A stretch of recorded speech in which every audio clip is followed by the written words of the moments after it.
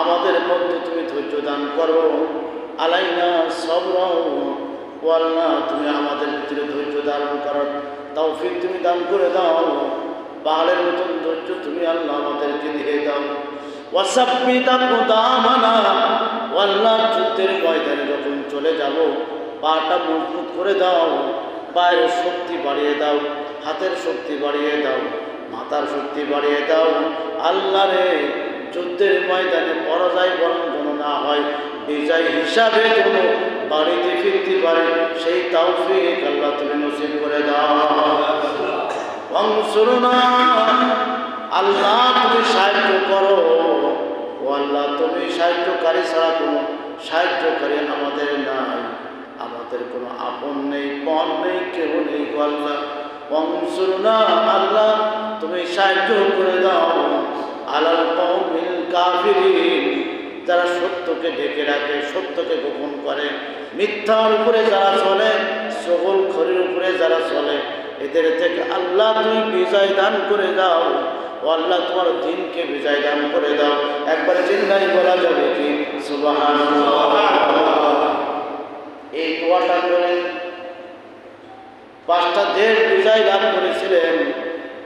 আর আজকে এই দোয়া আমরা নামাজেও পড়ি, রোজা থেকেও পড়ি, বাড়ি পড়ি, ঘরে পড়ি, বিবির সামনে পড়ি, কিন্তু এখনো পর্যন্ত বিজয়ের মুখ আমরা দেখি না। কথা বলেন না, দেখি এই দোয়া তো আমার হুজুর পড়েন, আমার ইমাম সাহেব পড়েন, আমার খতিব সাহেব পড়ে, আমরাও পড়ি, কিন্তু কোনো বিজয় হয় না। যে কথাটুকু বলতেছিলাম, এই দোয়াটা যিনি পড়েছিলেন পৃথিবীর ইতিহাসে একজন বিজাতা নাম তার তালুত। নাম বললাম কি বলেন তো? নাম তার তালুত। ফালাম্মা ফাসালা তালুত বিল জুনুদ ক্বালা ইন্নাল্লাহা মুবতালিকুম বিনাহার ফামান শারিবা মিনহু ফালাইসা মিন্নি ওয়া মান লাম ইয়াতআমহু ফাইন্নাহু মিন্নি ইল্লা মান ইগতারাফা গুরফাতান বিয়াদি ফাশারিবু মিনহু ইল্লা ক্বালিলাম মিনহুম ফালাম্মা জাওয়াযাহু ওয়াল্লাযীনা আমানু মা'হু قالوا لا قاتل اليوم بجالوت وجنوده قالوا ربنا أفرغ علينا صبرا وثبت أقدامنا وانصرنا على القوم الكافرين.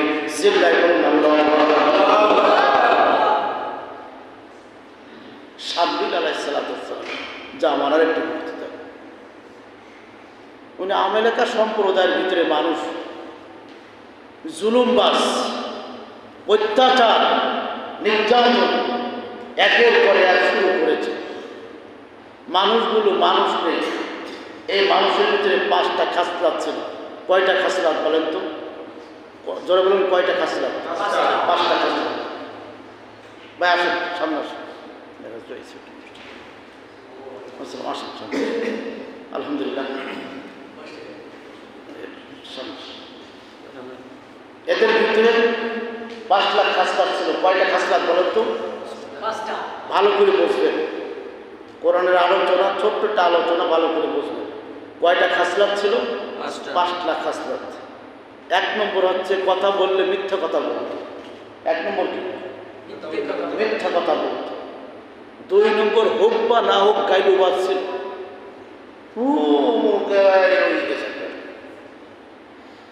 এরকম ধাপ্পাবাজ, গাইলুবাজ, চার দোকানের মতো বা রাজনীতিবিদ আছে কিনা বলে? কথা বলেন না কেন? 2 নম্বর। 3 নম্বর ছিল সুদখোর। 4 নম্বর হচ্ছে কাউকে সম্মান করতো না। 5 নম্বর হচ্ছে জোর যা মূল লুপ্তার। এই 5টা জিনিসকে ভালো জিনিস না খারাপ জিনিস? কথা বলেন না কেন? এই খারাপের ভিতরে 16 বছর আমরা ছিলাম। কথা কি রাইট আছে তো নাকি? 16 বছর ছিলাম না খারাপের ভিতরে? ছিলাম কিনা? ঠিক এরা, ওর ভিতরে কিছু ভালো মানুষ, তারা আল্লাহকে বলল, আল্লাহ তোমার তরফ থেকে এমন একজন ব্যক্তিকে দাও যার নেতৃত্বে আল্লাহ এই আমেরিকা সম্প্রদায়ের হাত থেকে আমরা যেন মুক্তি পেয়ে যাই। আর আল্লাহ তাআলা বলেন, ওয়াস্তাবদিল কওমান গায়রাকুম ওয়ালা তাদুরুহু শাইয়্যা, তোমরা আমার ইসলাম মানবা না, কোরআন মানবা না, তোমাদের মধ্য থেকে আমি জালেম সরকার বানাই দেব। কি সরকার বলেন তো? জালেম সরকার তোমাদের গলা টিপি ধরে, ওই বানাই দিয়ে তোমাদের উপরে শাল্টিং দেওয়া শুরু হয়ে যাবে। এবার শাল্টিং মায়ের খাতি খাতে যখন পাইল না, তখন বলল আল্লাহ সবরা ওয়াসাব্বি তাকুদা বানা, আল্লাহ আমরা ধৈর্যশীল হব না, আমরা ভালো হয়ে যাবে না, কান ধরে বলতেছি আল্লাহ আমাদেরকে ক্ষমা করে একটা ভালো মানুষ পাঠায়। আল্লাহ তাআলা জুম্মার প্রাক গেলে হযরত শামবিল আলাইহিস সালাতু ওয়াস সালামকে পাঠালেন। জোরে বলুন সুবহানাল্লাহ।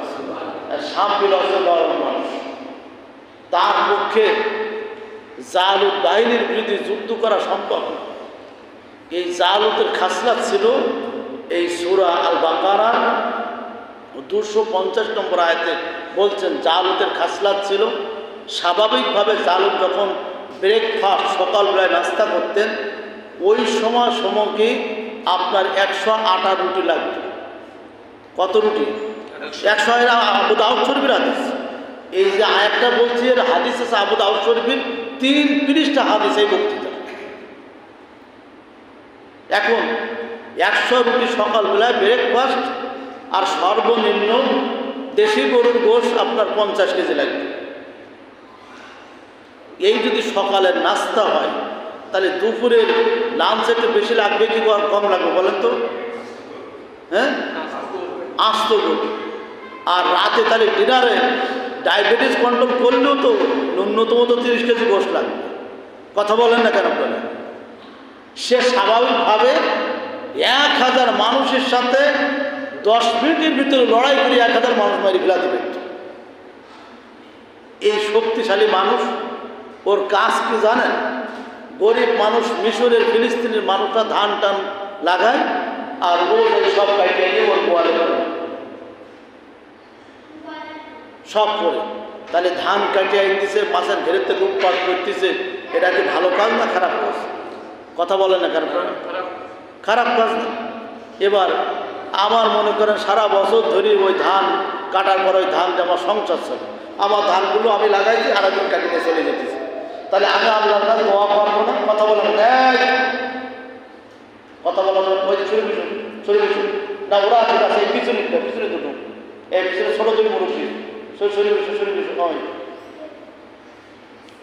তাহলে আপনার এই ধরনের ধান্দাবাজের হাত থেকে মুক্তি পাওয়ার জন্য আল্লাহর কাছে বললেন সবরাও ওয়াসাব্বিতা কুদামানা, আল্লাহ ধৈর্যশীল হিসাবে আমরা থাকবো। ওয়াসাব্বিতা কুদামানা, আর এমন শক্তি আমাদের দিয়ে দাও জালুত বাহিনী যুদ্ধ করে আমাদের সাথে পারবে না, আমরা বিজয় লাভ করব, পৃথিবীর কোনো মানুষ ঠেকাতে পারবে না। একবার চিল্লাই বলা যাবে কি সুবহানাল্লাহ। এবার শামবিল আলাইহিস সালাতু ওয়াস সালাম তাহাজ্জুদের নামাজখানা আদায় করে আল্লাহর দরবারে দোয়া করলেন, রব্বানা আফরিগ আলাইনা সাবরা ওয়া সাব্বিত আকদামানা ওয়ানসুরনা আলাল কওমিল কাফিরিন ওয়ানসুরনা। এরপর আল্লাহ তাআলা আরেকটা আয়াত নাযিল করেছেন, ওয়াকুর রব্বি আদখিলনি মুদখালা সিদকি ওয়া আখরিজনি মুখরাজা সিদকি ওয়াজআলনি মিন লাদুনকা সুলতানান নাসীরা।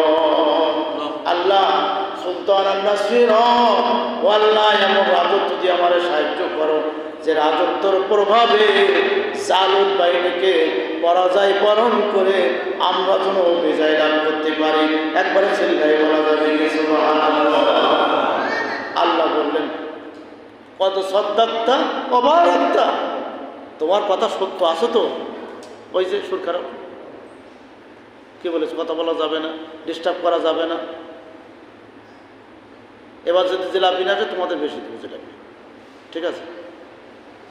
তাহলে কি বলতেছে আপনারা শুনছেন ভালো করে? আল্লাহর কাছে দোয়া একটা করে দিল।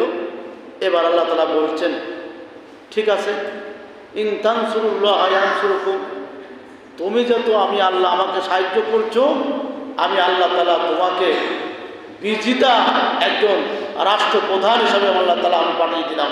জোরে বলুন সুবহানাল্লাহ। এবার ঠিক ওই সময় 7 দিনের বৃষ্টি শুরু হয়েছে। আমাদের যেমন 7 দিনের বৃষ্টির মধ্যে থামছিস না, শুনছেন আপনার? খালি শুনতে চান? খুতবা সমসাময়িক খুতবা, সে কালের খুতবা দিলে আপনারা কিছু বলবেন না, খালি শুনি যাবেন। 7 দিনের বৃষ্টি শুরু হয়েছে। ইলাল জুম্মা এক জুম্মা থেকে আর এক জুম্মা বৃষ্টি শুরু হয়ে গেছে। এবার জুম্মার রাত্রিরে সকালবেলায় বৃষ্টি শুরু হয়েছে। এখন এক রাখাল ছিল, খুব লম্বা কেসিমের রাখাল, তার 500 ছাগল চড়াতো। কয়টা ছাগল? 500 ছাগল চড়াতো। এখন বৃষ্টি যদি হয়, ছাগল কি লাইট ঠিক কাদা সোজা করে দাঁড়ায়?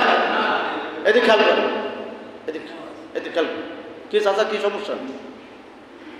হ্যাঁ, কথা বলা যাবে না। খেয়াল করছেন আপনারা?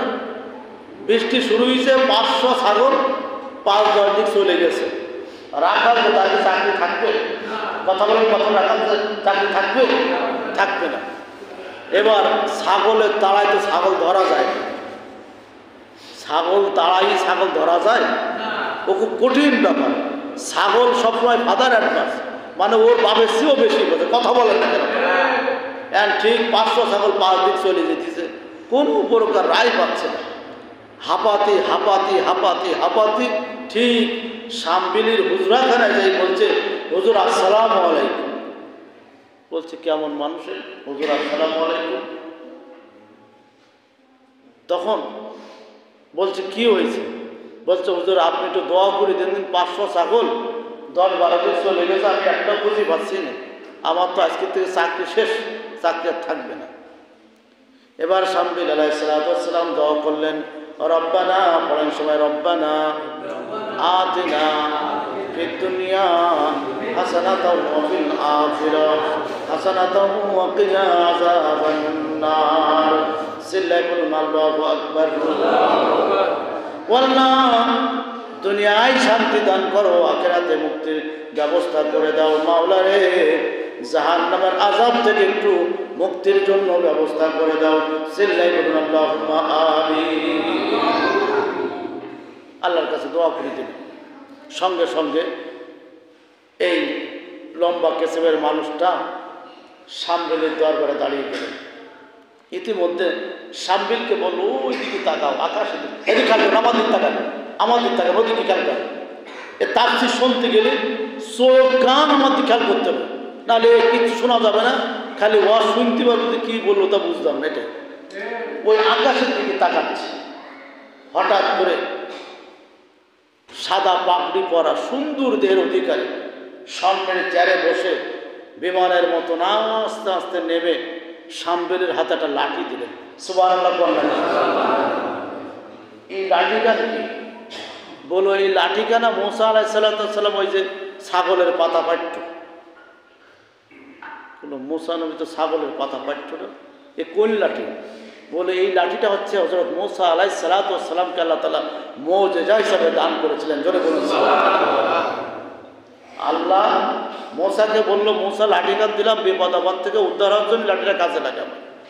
কিন্তু মুসা আলাইহিস সালাম প্রথম মোটরসাইকেল চালাতে পারত না। প্রথম মোটরসাইকেল চালাতে গেলে এক গেরেতে সমান গিয়ার মারতে থাকে, তাই চাকা যেদিক যাই যায়। কথা বলেন না কেন? ঠিক মুসা নবী প্রথম গিয়ার মারতেছে, খালি ওই পাতা পাইতেছে। আল্লাহ তাআলা বলল সূরা তাহার ভিতরে, মুসা লাঠিটা কেন দিলাম? বলো, আল্লাহ ছাগলের যখন খিদে লাগবে তখন পাতা পড়বো, ছাগলকে করো, দেখ ছাগলের পাতা পড়ার জন্য না। ওই লাঠি পাহাড়ের পরে আঘাত করবো, বড় বড় অজগর সাপ হয়ে যাবে। সুবহানাল্লাহ। আর ওই যে ফিরআউন নমরুদ, ওরা ভয়তে পালায় চলে যাবে। কথা বলেন না। তাহলে আল্লাহ পাঠাইছে এক কাজে, মুসা ব্যবহার করতেছে আর এক কাজে। কথা বুঝতেছে? ঠিক ওই লাঠিকান আপনার নিয়ে আসলো। দেখবেন যত শহর হোক, গ্রাম হোক, যাই হোক না কেন, মৃত্যু ব্যক্তির লাশটা ফিটিতে মাপে না। কথা বলেন না? ওই কাঠ দিয়ে বা লাঠি দিয়ে মাপে। তার মানে যে মাপা যাবে না এমন কিছু না, বলে অন্য কিছু দিয়ে। তার মানে মানুষের খাসলাত তৈরি হয়ে গেছে। আলহামদুলিল্লাহ বলেন। ওইখান থেকে মুসা আলাইহিস সালামের ওই লাঠি থেকে খাসলাত তৈরি হয়ে গেছে। এখন এবার শামবিল বললেন, আল্লাহ তুমি তো জিবরাইলকে পাঠাইছো লাঠি দিয়ে, লাঠি আমি কি করব? বলো, তুমি একটা নেতা চাইছিলে না? নেতা, যে নেতা জালুত বাহিনীকে পরাজয় বরণ করে এই ফিলিস্তিন ভূখণ্ডকে স্বাধীন করবে, মুসলমানরা বিজয় লাভ করবে। ধরে বলুন সুবহানাল্লাহ। এই লাঠি দিলাম এজন্য। লাঠি কার কাছে গেল? বলো লাঠি দিলাম, এই লাঠিটা পাক থেকে মাথা পর্যন্ত, মাথার পরে 5টা আঙুল সমান লম্বা হবে।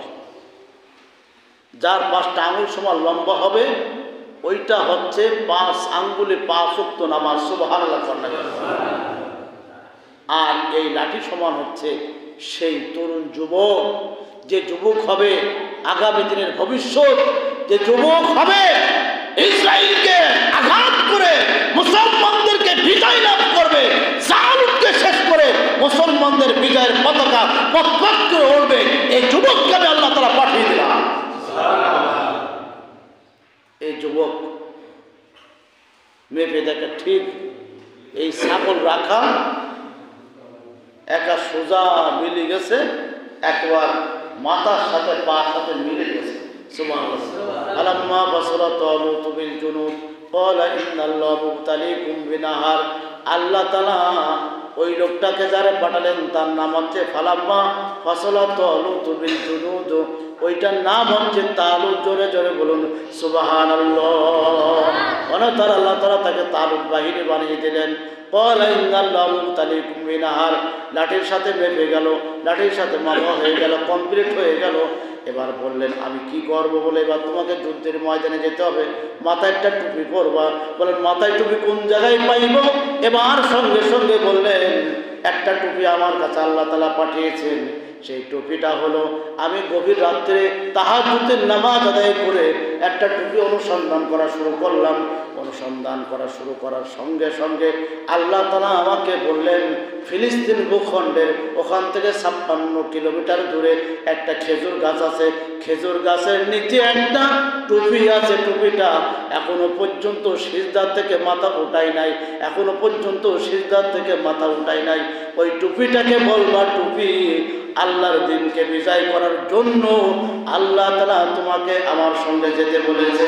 একবার চিল্লায় বলা যাবে সুবহানাল্লাহ। এইরা ইয়া রাসূলুল্লাহ, এ রাসূল এই টুপিটা কি? সাহাবী সাদ বিন আবি আক্কাস থেকে বর্ণিত কিতাবুল মাগাজি বুখারী দ্বিতীয় খণ্ডের বুখারী দ্বিতীয় খণ্ডে বিশ্বনবী মুহাম্মদ সাল্লাল্লাহু আলাইহি ওয়াসাল্লাম 2856 নম্বর হাদিসের 8 নম্বর লাইনে বিশ্বনবী মুহাম্মদ রাসূলুল্লাহ সাল্লাল্লাহু আলাইহি ওয়াসাল্লামের কাছে প্রশ্ন করলেন। সাহাবী সাদ বিন আবি আক্কাস থেকে বর্ণিত, তিনি বললেন ইয়া রাসূলুল্লাহ, ইয়া হাবিবাল্লাহ, এই টুপিটা কোন জায়গা থেকে আসলো? টুপির বর্ণনা আল্লাহর নবী যখন শুরু করলো, আল্লাহ তাআলা বলেন ইয়া যাকারিয়া ইয়া ইয়াহইয়া খুযিল কিতাবা বিকুওয়া ওয়া আতাইনাহুল হুকমা সাবিয়্যা ওয়া হানানা মিন লাদুন্না যাকা ওয়া কানা তাকিয়্যা ওয়া বাররাম বিওয়ালিদাইহি ওয়া লাম ইয়াকুন জাব্বারান আসিয়া। এই তো সেই টুপি জাকারিয়াকে জিনার অপবাদ দিয়েছিল, আপনারা জানেন না? হ্যাঁ, মরিয়ম ছিল তার বড় জ্যেষ্ঠের মেয়ে। জাকারিয়া